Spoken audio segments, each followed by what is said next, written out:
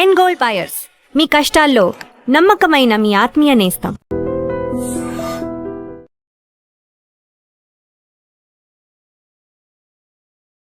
Welcome to iDream media. So జనరల్గా ఇంట్లో ఇద్దరుంటే ఒకరికి డయాబెటీస్ అనేది ఉంటుంది. ఎందుకు ఈ సమస్య ఇంతలా పెరిగిపోయింది? సో డయాబెటీస్ రాకుండా మనం ఎటువంటి జాగ్రత్తలు తీసుకోవాలి? సో హై షుగర్ లెవెల్స్ అంటే ఏంటి? ఇక ఒకవేళ షుగర్ వ్యాధి వస్తే పూర్తి స్థాయిలో తగ్గించుకోవచ్చా? వివరాలు తెలుసుకుందాం.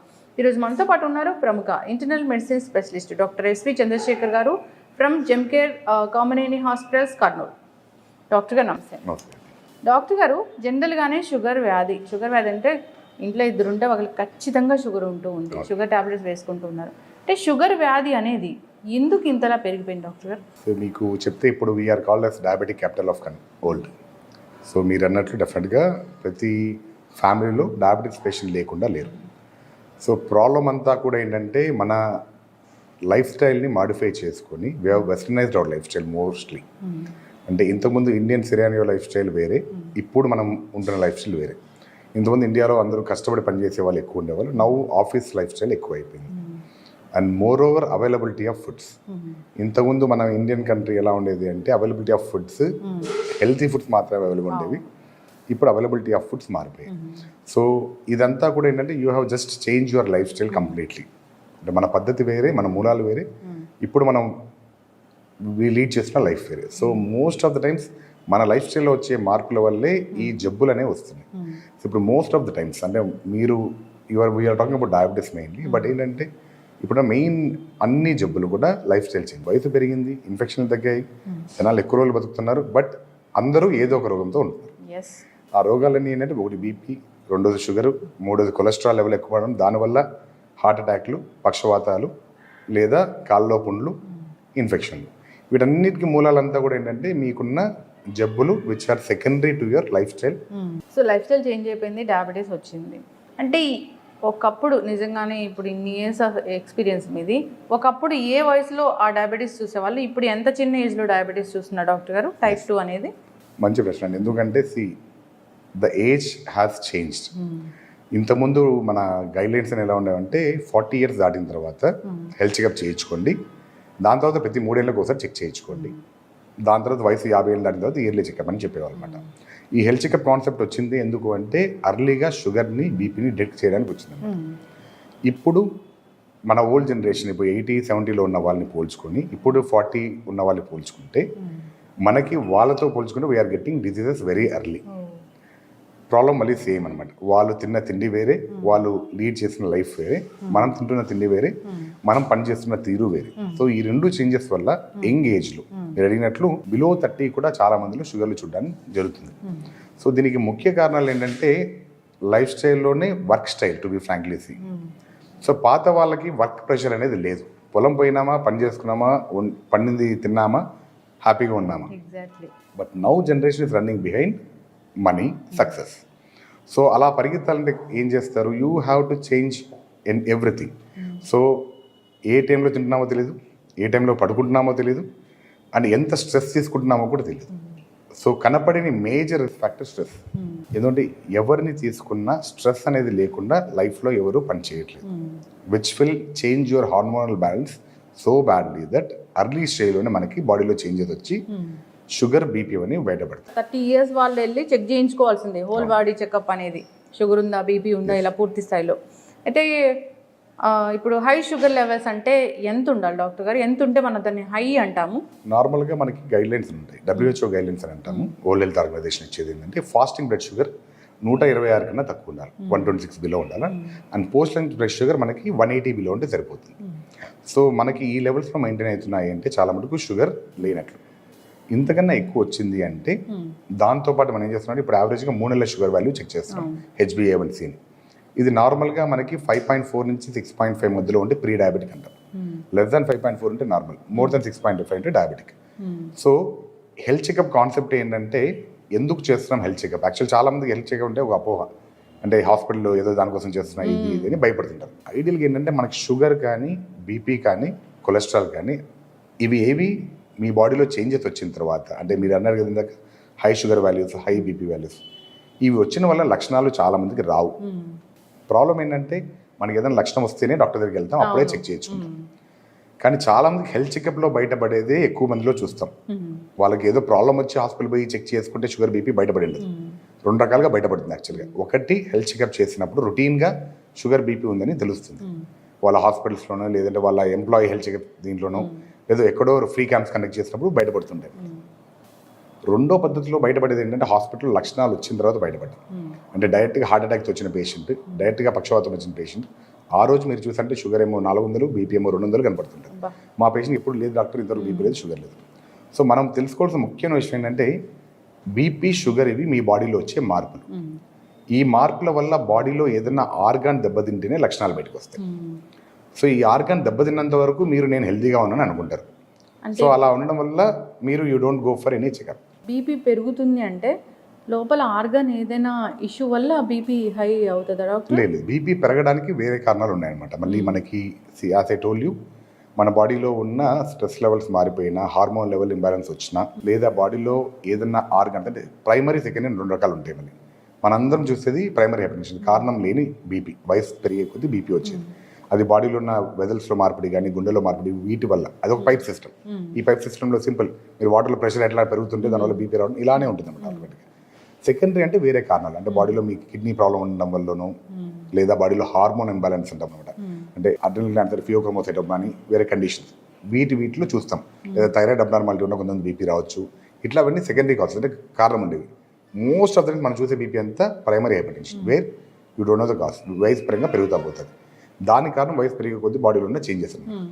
అవి ఇప్పుడు మీరు అడిగినట్లు అర్లీ స్టేజ్లో వస్తున్నాయి. కాబట్టి చిన్న వయసులోనే మనం ఈ ప్రైమరీ హైపర్టెన్షన్ చూస్తున్నాం. అయితే ఇప్పుడు షుగర్ వచ్చింది డాక్టర్ గారు, మీరు అన్నట్లుగా షుగర్ లెవెల్స్ బాగా వచ్చాయి అన్నప్పుడు ఇప్పుడు దానికోసం మందులు వాడితే పూర్తి స్థాయిలో దాన్ని తగ్గించుకొని అసలు టాబ్లెట్స్ వాడని పరిస్థితికి మనం రావచ్చా? So most important aspect when you talk about sugar ఏంటంటే, చాలా మందికి ఉన్న అపోహ ఏంటంటే నాకు షుగర్ వచ్చింది, మీరు అడిగారు ఎందుకంటే just continue that point. Actually sugar వచ్చింది, నాకు లక్షణాలు లేవు, నేను బాగున్నా కాబట్టి నేను మందులు వాడినా. ఇది చాలా మందిలో చూస్తాను. బీపీ వచ్చింది, నాకు లక్షణాలు లేవు, డాక్టర్ గారు నాకు బీపీ వచ్చింది, లేదు జీవితాంతం మందు వాడాలా, షుగర్ వచ్చింది జీవితాంతం మందు వాడాలా. పాయింట్ ఏంటంటే ఎందుకు బీపీ వచ్చింది, ఎందుకు షుగర్ వచ్చింది అని మనం ఇంట్రోస్పెక్ట్ చేసుకోవడం ఏ పేషెంట్ కానీ చాలా ఇంపార్టెంట్. మీరు అడిగినట్లు షుగర్, బీపీ మనం కష్టపడితే కంట్రోల్ తెచ్చుకొని మందులు లేకుండా మెయింటైన్ చేయగలిగిన కెపాసిటీకి వెళ్ళొచ్చు. దీంట్లో ఏమాత్రం డౌట్ లేదు.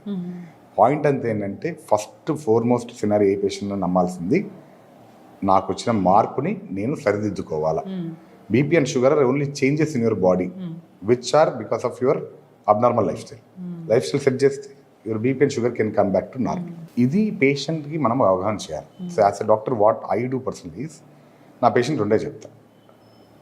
నా దగ్గరకు వచ్చావు, షుగర్ వచ్చింది బాగానే ఉంది, బీపీ వచ్చింది బాగానే ఉంది, నేను 2 రకాల ట్రీట్మెంట్ ఉన్నాయి. ఒకటి నువ్వు చేయాల్సింది, ఒకటి నేను చేయాల్సింది. నేను చేసే ట్రీట్మెంట్ కేవలం మందులు ఇస్తాను, బాబు ఈ పద్ధతి ఫాలో అవ్వమని నేను చెప్తాను. చెప్పిన తర్వాత చేయాల్సిందంతా ఎవరు? పేషెంట్. సో ఐడియల్గా first modality of treatment is with the patient, not with the doctor. So patient అది నమ్మాలి and we should make it believe. As a doctor మనం పేషెంట్ని అది నమ్మించాలి. ఆ లైఫ్ స్టైల్ చేంజ్ ఏ పేషెంట్ అయితే యాక్సెప్ట్ చేస్తాడో, వీళ్ళు ప్రాపర్గా లైఫ్ స్టైల్ మెయింటైన్ చేస్తూ వస్తే, and it is not temporary, జీవితాంతం లైఫ్ స్టైల్. మందులు వేసుకుంటావా, లైఫ్ స్టైల్ మార్చుకుంటావా, మోస్ట్ ఇంపార్టెంట్ అది. జీవితాంతం మంచి లైఫ్ స్టైల్ నేను ఫాలో అవుతాను అంటే ఆటోమేటిక్గా షుగర్, బీపీకి వాడాల్సిన మాత్రలు అవాయిడ్ చేసే కెపాసిటీకి మీరు రీచ్ కావాలి. That is only in hands of patient. Doctor నా దగ్గర వస్తే ఏం చేస్తాను, బీపీ రోజు వచ్చారు, పెరిగింది, మందు కొంచెం డోస్ పెంచాలి, మళ్ళీ మీకు అవగాహన చెప్పి పంపిస్తా. మీరు అది మార్చుకున్నంత వరకు డోస్ పెరుగుతా పోయే ఛాన్స్ ఉంది. షుగర్ వచ్చింది, మందు మారుస్తారు, బట్ మీరు మారినంత వరకు షుగర్ డోస్ తగ్గదు, మందు మారదు, లేదా మందు పెరుగుతా పోయే ఛాన్స్ ఉంటుంది. కొంతమందికి రేర్గా బాడీలో ఇన్సులిన్ డెఫిషియన్సీకి వెళ్ళే ఛాన్స్ ఉంటుంది. అంటే బాడీలో ఇన్సులిన్ ప్రొడక్షన్ పూర్తిగా అయిపోతే వాళ్ళకి మందులు ఖచ్చితంగా పెట్టాల్సి వస్తుంది. Like type 1 diabetes. టైప్ 2 డయాబెటీస్లో కూడా వయసు అయ్యే కొద్దీ మన సెల్స్ చనిపోతూ వస్తాయి కాబట్టి వాళ్ళలో అవసరం పడవచ్చు. బట్ మీరు అడిగిన ఆ యంగ్ ఏజ్ ఉంది కదా, 30, 35, 40 మధ్యలో వచ్చేవాళ్ళు, yes these people can reverse the diabetes. కానీ షార్ట్ కట్ లేదు. ప్రాబ్లం అంతా ఏంటంటే you are hearing lots and lots of nonsense outside. Like అదేదో వాడితే షుగర్ తగ్గిపోతుంది, ఇదేదో కషాయం తగ్గిపోతుంది, ఇదేదో చేస్తుంది. See, it is end of the day, simple logic of your sugar is ఎంత తింటున్నావు, ఎంత ఖర్చు పెడుతున్నావు. నీకు షుగర్ ఉంటే అర్థం ఏంటి, నువ్వు ఖర్చు పెట్టాల్సిందని ఎక్కువ దాచిపెట్టుకున్నావు లోపల, దాని అంతా బయటికి తీయాలి. So that you need to work more. మరి డాక్టర్ గారు కొన్ని రకాల డైట్స్ ఉన్నాయి, షుగర్ తగ్గిస్తాం వెంటనే అంటున్నాయి. అవి that's what I believe. There is no shortcut for diabetes. Only thing is ఎంత తింటున్నాం, ఎంత ఖర్చు పెడుతున్నాం. Most important aspect of life. ఈ బ్యాలెన్స్ దాటి పని చేయాలి మీరు 2000 క్యాలరీస్ తినంటే 2000 క్యాలరీల కన్నా ఎక్కువ ఖర్చు పెడితేనే ఆ రోజు తినేది ఖర్చు పెట్టేస్తున్నారు, వెనకల మీరు పెట్టింది కూడా బ్యాంక్లోంచి బయటికి తీసి ఖర్చు పెడుతున్నట్లు చేయాలి. మనం బ్యాంక్లో దాచుకున్నట్లు నల్లధనం దాచుకున్నట్టు అయితే పెట్టుకున్నామంటే షుగర్ విల్ నాట్. సో ఈ balance people should know. Indian style life style food హ్యాబిట్స్తో ప్రాబ్లం అది. మార్నింగ్ లేస్తేనే you have to have a cup of coffee or tea whatever my. ఇది అయిపోయిన వెంటనే మళ్ళీ లేసినవి బ్రష్ చేసినా అయిపోయింది snacks, sorry tiffin. Proper tiffin అయిన తర్వాత మళ్ళీ 10-11 గంటలకి మీరు వర్క్లో ఉన్నా ఇంట్లో ఉన్నా ఒక కాఫీ టీ అలవాటు. మళ్ళీ మధ్యాహ్నం 1 o'clock 2 o'clock మళ్ళీ లంచ్. మళ్ళీ 4-5 o'clock ఇంటికి వెళ్తే ఫ్రైడ్ ఐటమ్స్ వైఫ్ అని చేసి పెడుతుంది, లేదా బయట ఫ్రెండ్స్ బజ్జీలో ఏదో ఒకటి తింటాం. మళ్ళీ 8 o'clock మళ్ళీ హ్యావ్ ఎ డిన్నర్. మళ్ళీ పడుకునే ముందు ఏదో ఒక నోట్లో వేసుకొని పండుగ తినే అలవాటు. So that is the problem with your diet. So మీకు నెంబర్ ఆఫ్ క్యాలరీస్ ఎలా తెలుస్తాయి అప్పుడు? సార్ నేను 3 పూటలు తిండి తగ్గించాను, మిగతా 3 పూటలు ఏమైంది? You don't calculate it. So you should know what you are eating.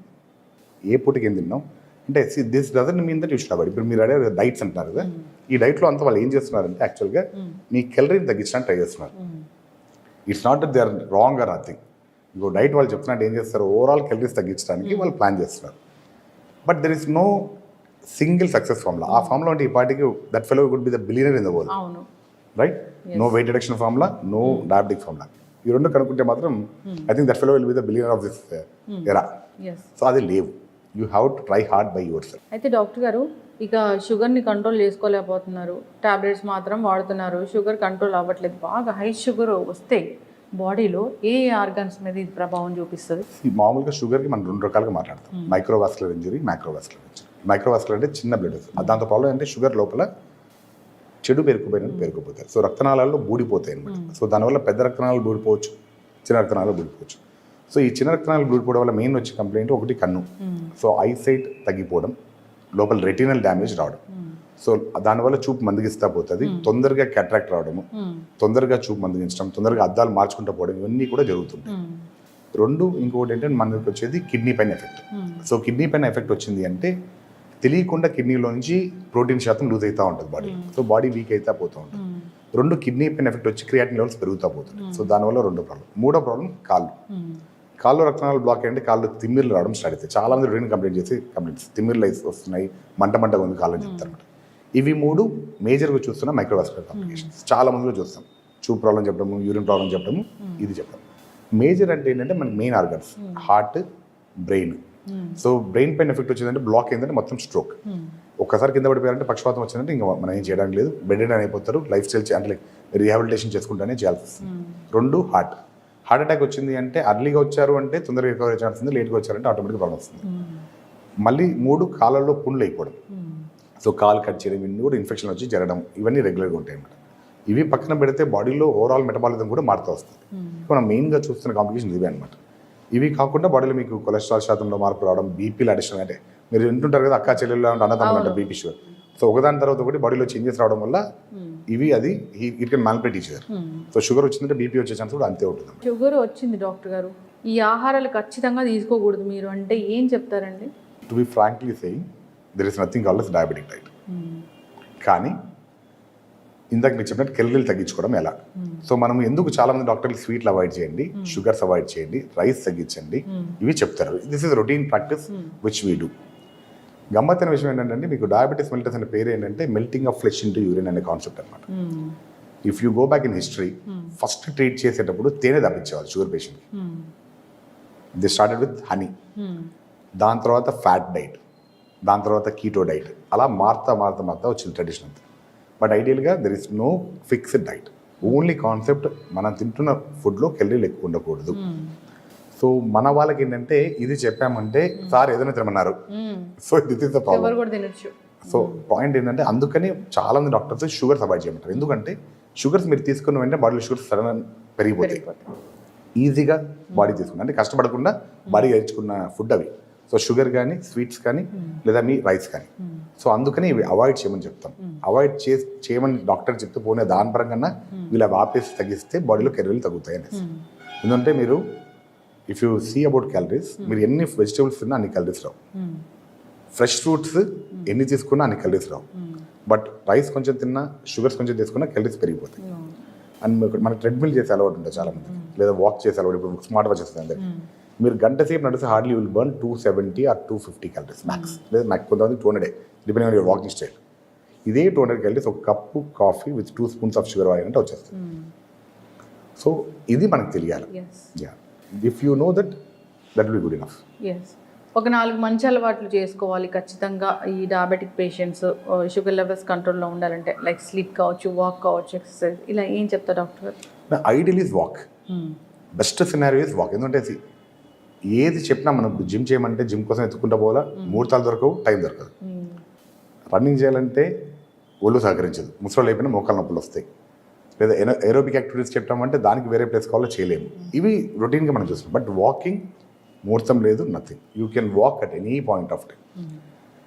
చాలా మందితో ఉన్న ప్రాబ్లం ఏంటంటే, సార్ నాకు ఎస్పెషల్లీ వర్కింగ్ ఫీమేల్స్ పొద్దున్న లేసినప్పటి నుంచి, సార్ పిల్లలకి అంతా రెడీ చేయాలా, so we don't have any time. This is fact actually. Evening వచ్చిన తర్వాత కూడా they will be busy with. But ముహూర్తం లేకుండా ఏదో ఒక time you dedicate only for half an hour walking, and that should be a brisk walk. ఏదో నడిచాం సరదాగా అంటే కుదరదు, it should be a brisk walk.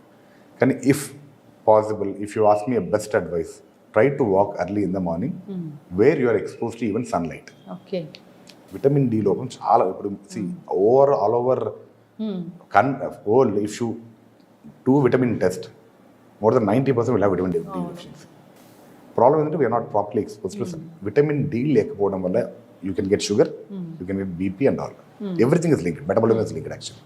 So point ఏంటంటే, if you are able to walk 1 hour in morning where you can bear that sunlight, preferably between 7 to 8. ఎందుకంటే యాక్చువల్గా మధ్యాహ్నం ఎండ కరెక్ట్ మనకి, కానీ ఇప్పుడున్న సినారియోలో మనకి ఎన్విరాన్మెంట్ బాగాలేదు కాబట్టి you can't expose to that type of sun. But you can expose to sunlight between 7 to 8 at least. Early morning కూడా అంతా రాకపోవచ్చు మనకి, బట్ 7 to 8 ఆ టైంలో అయితే బెటర్. రెండు as you said, best possible thing is avoid outside food, avoid junk food, try to eat a food which is made at home. This is enough for you to change your lifestyle. అసలు మాకు షుగర్లే రాకూడదు అంటే ఏం చేయాలి doctor? Same thing, you have to strictly follow what we are talking about now. So పొద్దున్న లేసి ఖచ్చితంగా 1 గంట వాకింగ్ చేయడం అలవాటు చేసుకోండి. Avoid all the junk foods and avoid all unnecessary tea. ఇండియాలో ప్రాబ్లం ఏం చెప్పినా టీ అండ్ కాఫీ. ఎక్కడ పోయినా టీ అండ్ కాఫీ, ఫ్రెండ్ కలిసినాడు టీ అండ్ కాఫీ, బయటకు పోయినా tea and coffee. You don't know how many tea or coffee you drink a day. Minimum of average నాకు తెలిసినంత ఇండియన్ సినారియోలో you take 5 to 10 cups of coffee per day. So if you are able to avoid your coffee and tea, okay, take at least 1 time a day, that's enough, preferably with no sugar. Best quality of your life. Walk for 1 hour a day, regularize your diet, make more of vegetables into your diet, avoid all sweets and sugars. లేదు sir మొత్తం నోరు కట్టుకోవాలా అవసరం లేదు.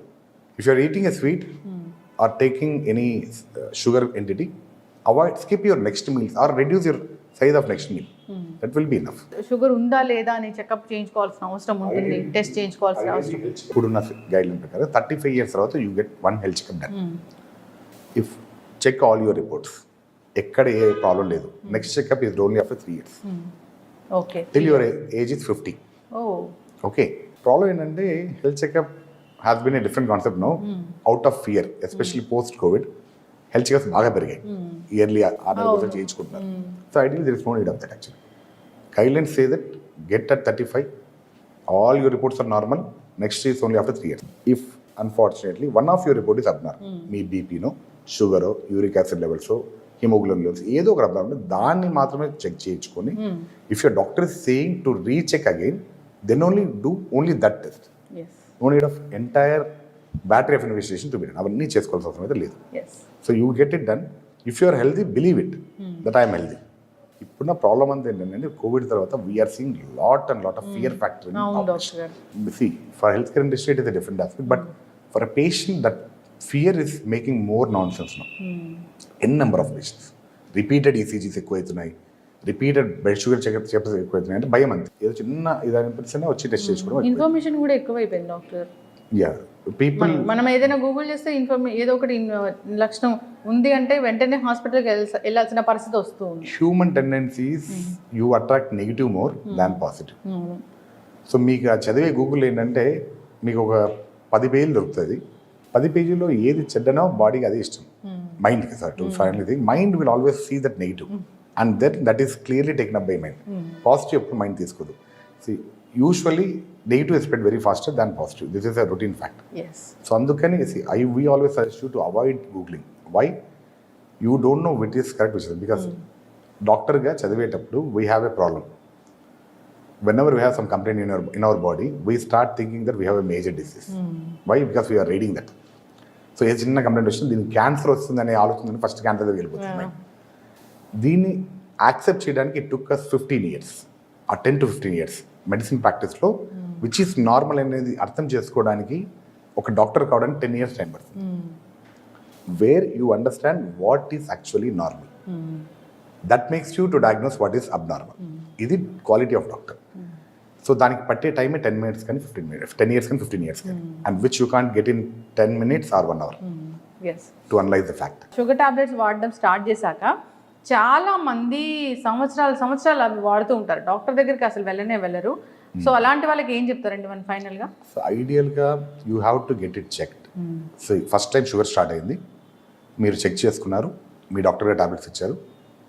You should check it frequently in the beginning, at least monthly once, till your dose is fixed. అంటే మీ body ఈ డోస్తో adjust అవుతుంది. ఇది అడ్జస్ట్ అయిన తర్వాత at least next checkup should be every 6 months once. Next 2 years వరకు బాగుంది, yearly once you can do it provided sugars are normal. మీరు అడిగిన దానికి మెయిన్ ప్రాబ్లం ఏంటంటే లక్షణాలు ఉండవు. ఎందుకు పేషెంట్ డాక్టర్ దగ్గరికి పోయి చెకప్ చేసుకోరంటే వాళ్ళు రియలైజ్ అయ్యి బాడీలో ప్రాబ్లం వచ్చిందని రియలైజ్ అయ్యే లోపల బాడీలో డ్యామేజ్ జరిగిపోతుంది. సో అందుకే చాలామంది అబ్నార్మల్ షుగర్ బయటికి వచ్చేది ఇవన్నీ హార్ట్ అటాక్స్ కానీ ఇవన్నీ రావడానికి కారణం అదే. నాకు షుగర్ వచ్చింది, నేను మందులు వాడుతున్నా, నాకు బాగుంది, నాకు ఈ లక్షణాలు లేవు. సో నేను తిన్నా ఒకటే, నేను ఏం చేసిన ఒకటే, మాత్రలు వేసుకుంటే అది కంట్రోల్ చేసుకుంటుంది, ఇలా ఉంటుంది. Sugar will be spiking up. అది చాలా జాగ్రత్తగా ఉండాలి. కాబట్టి మీరు అడిగినట్లు you should be at least check it 6 monthly, అంటే ప్రతి 6 నెలలకు ఒకసారి చెక్ చేసుకుంటే it will be always better. Yes whole body checkup చేయించుకోవాలా వాళ్ళు? నో ఇందాక చెప్పే కదా మీకు, మీ ప్రాబ్లం ఏంటి, షుగరే కదా, చెక్ షుగర్స్ ఓన్లీ. షుగర్కి అటాచ్డ్ ఉన్న కొన్ని ఇన్వెస్టిగేషన్ లైక్ కిడ్నీ పైన ఏమైనా ఎఫెక్ట్ వచ్చిందా, హార్ట్ మీద ఐ చెకప్ అవసరం ఉంటుంది. ఇవి మాత్రమే ఆ డాక్టర్ మీ లక్షణాలు బట్టి ప్రిస్క్రైబ్ చేద్దాం, చేయించుకోండి. That's it. ఖచ్చితంగా not that everything has to be done. చక్కటి ఇన్ఫర్మేషన్ డాక్టర్ గారు. షుగర్కి సంబంధించి ఇంకా ఏ ఇబ్బంది పడుతున్నా ఒకసారి కాంటాక్ట్ చేయాలని కోరుకుందామండి. చాలా చక్కటి ఇన్ఫర్మేషన్. ధన్యవాదాలు. Thank you.